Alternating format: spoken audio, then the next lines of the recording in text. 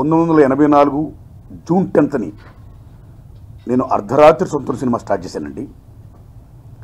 అది 1986 November 6th release అయిందండి. అక్కడ నుంచి ఇన్నేళ్ళు నేను ఆ మహాతల్లి దయ వల్ల ఆ అర్ధరాత్రి స్వతంత్రం గొప్ప సక్సెస్ అయింది. ఆ సంగతి మీకు తెలుసు. ఆ తల్లి వేసిన పునాది వల్ల నేను ఇన్నేళ్ళు సినిమాలు తీసుకుంటూ వస్తున్నానండి.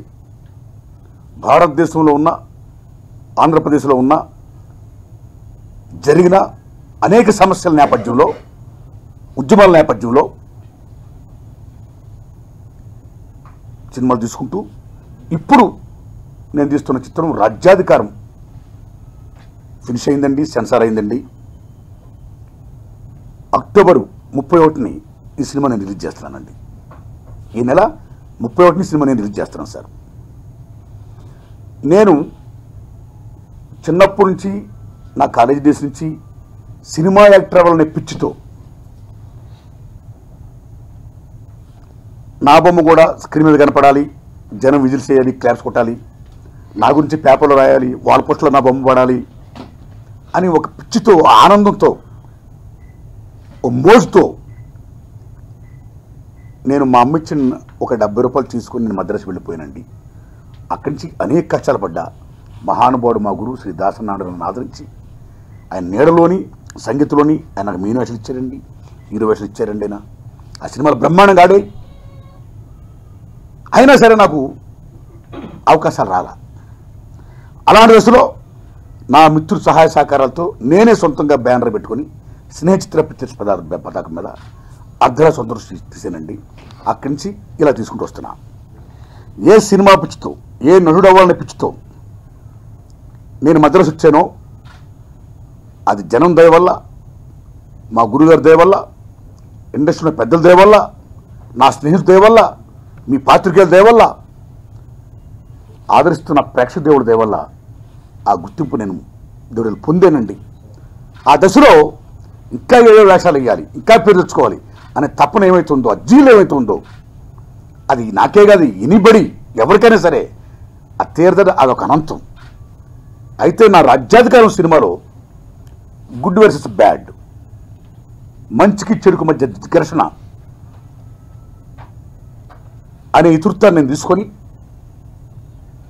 మంచికి రిప్రజెంటేటివ్స్గా రామయ్య అనే ఒక దళిత రైతు, అయితే ఆయనకు ఆపోజిట్గా తనికెళ్ళబాణి గారి వేషం అండి. ఆయనండి ఈజ్ రిప్రజెంటేటివ్ ఆఫ్ చెడు, నా క్యారెక్టర్ గుడ్ అండి. ఇక్కడ నా వేషం తండ్రికి 3 కొడుకులండి. ఆ రామయ్య ఒక దళిత రైతు, ఒక నిక్కచ్చ మనిషి, ఒక కష్టజీవి. ఆయనకు 3 కొడుకులు కూడా నేనే వేషాలు వేశాను సార్. అంటే సినిమాలో నేను 4 వేషాలు వేశానండి. ఈవేళ మీకు చెప్పుకుంటున్నాను నేను. అంటే నవరాత్రి సినిమాలో అక్కినేని నాగేశ్వర గారు 9 వేషాలు వేశారు. మహానటుడు, మహానుభావుడు. ఎన్టీ రామారావు గారు ఆయన వేసిన వేషమే లేదు, 5 వేషాలు వేశారు ఆయన. అలాగే కమల్ హాసన్ గారు 10 వేషాలు వేశారండి, మహానటులు. శివాజీ గణేశన్ గారు ఎన్నో వేషాలు వేశారండి. హీరో కృష్ణ గారు 3 వేషాలు వేశారండి. ఇలాగ మన తెలుగు ఇండస్ట్రీలోని, తమిళంలోని అనేక మంది మహానటులు ఎన్నెన్నో వేషాలు ఇస్తారు. ఒక చిత్రంలో అమోఘంగా సక్సెస్ అయ్యారండి. ఈ దశలో ఈ సినిమాలో నేను 4 వేషాలు వేశాను సార్. ఓ తండ్రి, 3 కొడుకులండి. ఆ 3 కొడుకుల్లో ఒక కొడుకు ఇన్నోసెంట్, అమాయకుడు. ఒక కొడుకు ముస్లిం క్యారెక్టర్ అండి, కళ్ళ ముందు అన్యాయం చేస్తే సహించలేడు. ఇంకో కొడుకు ఉద్యమకారుడు అండి.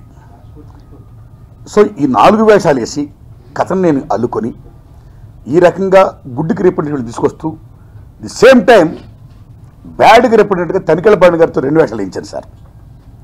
ఆ 2 వేషాలు మెయిన్ విలన్ వేషాలండి. సో సంఘర్షణ అంటే నేనేం చెప్పదలుచుకున్నానంటే, ఇందులో ఈ భూతలం మీద ఎక్కడ మంచి ఉన్నా రిప్రజెంటేటివ్ మంచికి ఒకడు, ఎక్కడ బ్యాడ్ ఉన్నా రిప్రజెంటేటివ్ బ్యాడ్కి ఒకడు అని ఆ క్యారెక్టర్స్ తీసాను సార్. తీసి మెయిన్ కథ ఇదివృత్తం ఏంటంటే, సో నేను ఏ రకంగా చేశాను యాక్షన్, ఏ రకంగా సఫలీకృతం అయ్యాను అనేది రేపు పొద్దున ప్రేక్షకుడు చెప్పాలి సార్. నిజంగా మహానుభావుల దేవాల నా సినిమా పాస్ అయితే 6 నాలుగు బాధించాడు 4 వేషాలంటే ఇంకా నా జన్మ ధన్యంగా భావిస్తాను సార్. ఇంకా కథ వరకు వస్తే సారు, ఈవేళ 67 ఏళ్ళు దాటింది మనకు సొంతం వచ్చి. ప్రపంచంలోనే మన భారతదేశాన్ని ఏమనుకుంటున్నామండి ఇవాళ the biggest democratic country in the world.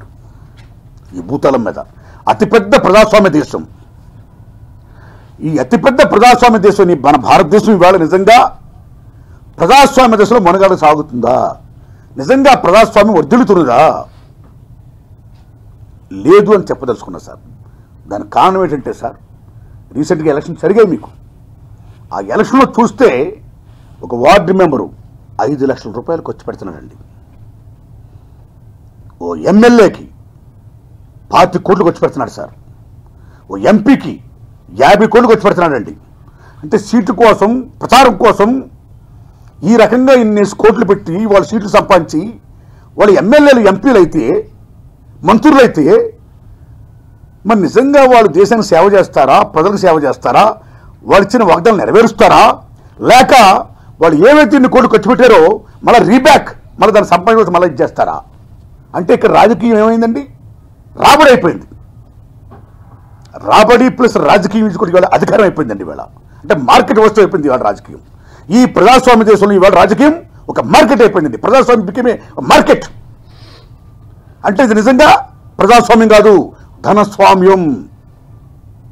దీన్ని మనం ఖండించాలి. లేదా ఈ ప్రజాస్వామ్యం ఎక్కడికి వెళ్ళిపోద్దండి? డబ్బున్న వాడిదే రాజ్యం. మన నిజంగా భారతదేశంలో 80% ఆర్ పూర్, దిగు దశలో ఉన్నారు. నిజంగా ఓట్లేస్తున్న వాళ్ళు మన నిజమైన ప్రజాస్వామ్యం ఉందా? వేరు లేదని నా ఫీలింగ్. అబ్రహం లింకన్ మహాశయుడు ఏమంటాడండి? డెమోక్రసీ గొప్ప డిఫరెన్షియేట్ మహానుభావుడైన, for the people, by the people and to the people అన్నాడు మహానుభావుడైన. దట్ ఈస్ రియల్ డెమోక్రసీ అన్నాడు ఆయన. మన నిజంగా ప్రజాస్వామ్యం వేళ ఫర్ ద పీపుల్ వచ్చి ఫార్ ద పీపుల్ అయింది, ఫార్ అవే ద పీపుల్ అయిపోయింది ఈవేళ. బై ద పీపుల్ వచ్చి బయింగ్ ద పీపుల్ అయిపోయింది. టు ద పీపుల్ వచ్చి టార్చ్ ద పీపుల్ అయిపోయింది. Then very democracy. ప్రజాస్వామ్య నిట్టనిలో కూడి చేస్తున్నారు ఈవేళ అని ప్రశ్నించేది నా రాజ్యాధికారం సినిమా అండి ఈవేళ. ఉదాహరణకి మన కేంద్ర మంత్రి నితిన్ గడ్కరీ గారు, ఆయన మొన్న మహారాష్ట్ర ఎన్నికలో మాట చెప్తాడు. ఆయన అది తమరందరూ తెలుసు. ఓ ప్రేక్షక దేవుళ్ళారా, ఓటర్లారా, ఓ పాత్రికేయ మిత్రులారా, ఇందులో మీరు చాలా మంది విఐపీస్ ఉన్నారు, సామాన్యులు ఉన్నారు. ఆయన చెప్పాడు already, there are VIPs and they are సామాన్యుస్. అంటే మన భారతదేశంలో దేశాన్ని వెళ్తున్న నేతలే భారతదేశంలో పౌరులందరూ ఈక్వల్ కాదు, అందులో విఐపీస్ ఉన్నారు, సామాన్యులని ఒక కేంద్ర మంత్రి అన్నాడంటే ఎంత సిగ్గుచేడు చూడండి ఈవేళ. ఆయన ఏమంటాడని అది కాకుండా, మీ విఐపీస్ అందరికీ గొప్పగా బహుమానాలు వస్తాయి, స్వీకరించండి. మీ సామాన్యులందరికీ డబ్బులు వస్తాయి, స్వీకరించండి. డబ్బులు తీసుకోవడానికి మొహమాట పడొద్దు, ధనలక్ష్మి వస్తుంది, తలుపు పడుతుంది, స్వీకరించండి. కానీ మా పార్టీకి మాత్రం ఓటేయండి అంటాడు ఆయన.